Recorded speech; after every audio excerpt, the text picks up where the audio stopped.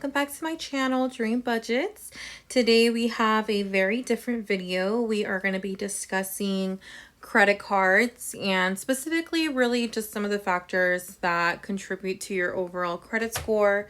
I personally use credit cards for everything. I don't really use cash, even though I do have the cash envelope system. I mostly just use my credit cards, and there's a few other reasons why I will be doing another separate video to kind of show you guys how I set up my cash envelope system and also just discuss a little bit of the reasons why I personally prefer doing credit cards.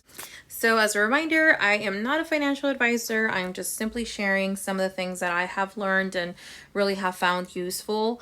This app that I'm on right now is actually my Chase online banking app. And they have a really cool section under there that you could look at your Chase credit journey, and you can go over these factors. There's like a ton of information about credit cards and tools and a bunch of resources. So if you have Chase, I definitely would encourage you to do that. Okay, so I'm going to expose myself a little here, but I really just wanted to be able to share this information with you all. And we're going to go ahead and look at the individual factors that contribute to your overall score. So we're going to just scroll down here and we're going to click on see all factors. And we're going to head on over to this page. And on this page, you can see that these are the factors that, or some of the factors, I should say, that contribute to your score. So on the right hand side, we have the overall percentage of how each individual factor contributes. So you can see that payment history is number one, and that is a pretty good chunk of how it impacts your score. And then it goes down to credit history and so forth. So basically with any credit card, instead of using cash, you're using the credit card to make a payment. And what you want to go ahead and do is obviously pay that money back. And you want to do that either before or on your due date.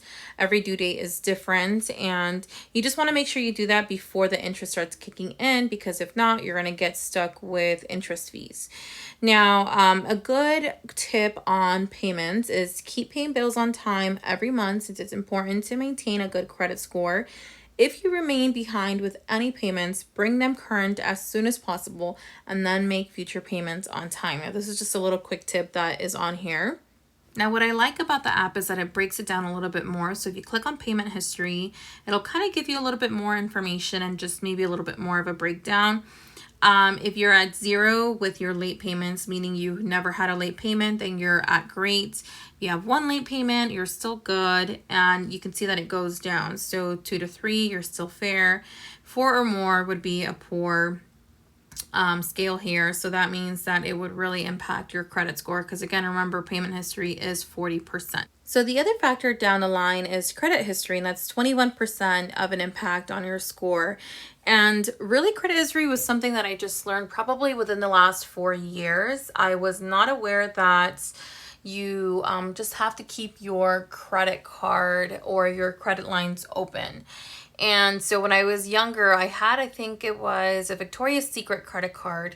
And I remember I didn't want to spend any more money on these purchases. So I ended up closing my accounts. And had I not done that, I probably right now would have about a 12-year history on my oldest account. And so that is a really, really important thing to be aware of. If you can start at a young age, opening your credit, of course, responsibly and with a guardian, I think that would have been something that really helped me out now as I am older and an adult. Credit here in the US, as you all know, is so important. I mean, it's important for a house, for renting, for buying a car, for all sorts of things. So starting young really does make a difference. So at the moment, as you can see, I only have 8 years and 2 months of credit history. But if I would have kept that credit line open, then of course I would have probably been at like 12 or 13 years.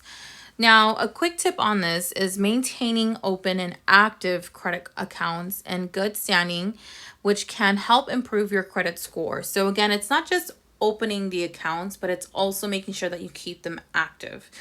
Now, as you can see here, I am between 8 to 24, which is still good.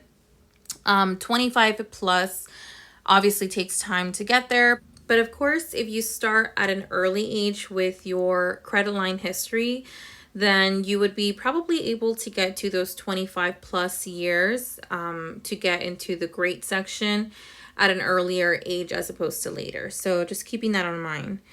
Okay, friends, so the next one we're going to discuss is your credit usage, and that does account for 20% of your score, so it does have a big impact. And I wish I would have known this when I was younger, so that's why I want to tell you all, for those of you who may not be familiar, you have to keep low balances on all of your accounts. So you have to make sure that you keep a balance of, I believe, 30%. I'm currently at 2. 0 to 9 is still considered great, but 10 to 30, again, 30 being the cutoff, at least according to my Chase Bank, is still considered good. So you want to make sure that you're aware that you do not go over the 30 all of your accounts. So I just want to show you this quick chart. Like it says up here, less than 30% is good. I try to keep mine as low as possible. So I just wanted to kind of show you that little chart here. Okay, so let's go ahead and finish up these last 3 here. So the next one is total balances, and that one's pretty self-explanatory. You just kind of have to make sure you keep low balances on all of your accounts. That way it helps your score.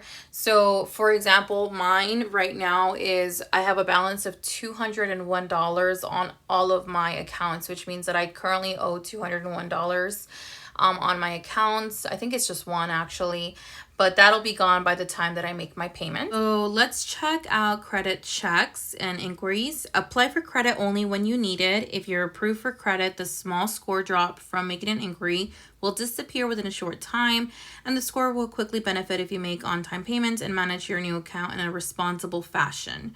So I didn't know that credit inquiries actually do impact your score, and it's a really small percentage. It is not very high, but it does impact your score. So for me, I've had 3 within the last 2 years, which is considered fair. So you want to stay within the good or great, which is 1 to 2 or 0. And honestly, this one, I think I had a credit card that I wanted to increase the limit on recently, and I did not know that you have to get a credit inquiry for that. So that would be another inquiry added on there. So I think I opted out at that moment because I was looking into something else and I didn't want any more inquiries on my account, but it's just important to know that kind of stuff. So the last thing to consider here is the available credit. That accounts for about 3% of an impact on your score.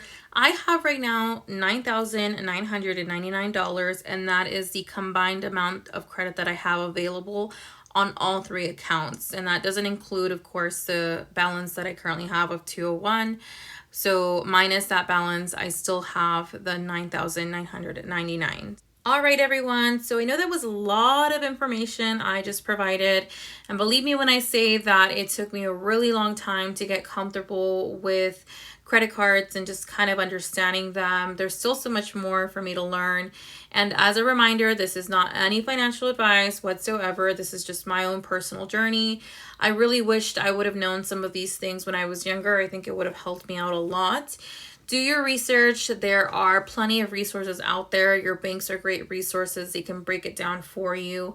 And just be mindful that credit cards are all different. So please read the fine prints and just really become aware of all of the little things that each credit card has, because they are, all of my credit cards, my personal credit cards, have different APRs and just different details. So just be very mindful of that. So as always, I just want to say thank you so much for sticking along and watching and supporting my channel. I really do genuinely hope that somebody was able to get something from the video. I have been wanting to do these videos since last year, but I just wasn't sure if anybody was really interested in kind of learning these, because there are other great YouTubers that have explained and do a great job at explaining credit cards. But it's just a little bit of basic information to hopefully help you all. I want to make another video about how I set up my budgeting system with a credit card. So stay tuned for that. That is coming up soon. And I hope you all have a wonderful Sunday. I will see you all in my next video. Have a good weekend. Bye.